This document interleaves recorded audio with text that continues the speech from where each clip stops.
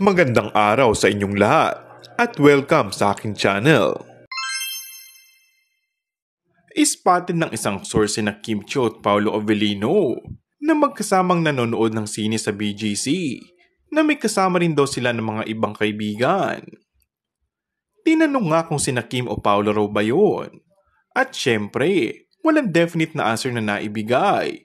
Pero kung tama ang mga lumabas na balita, na di umani official lang naniligaw talaga si Paolo kay Kim.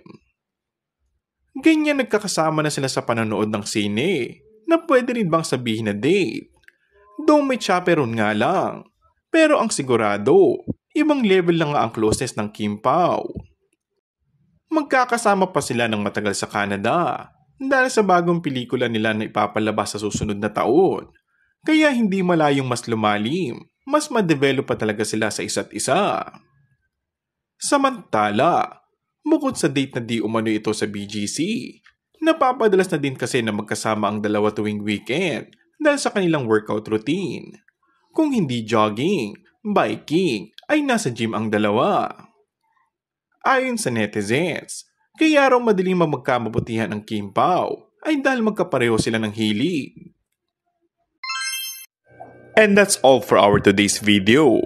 Kung bago ka lang sa aking channel ay mag-subscribe at pindutin na rin ang notification bell. Maraming salamat!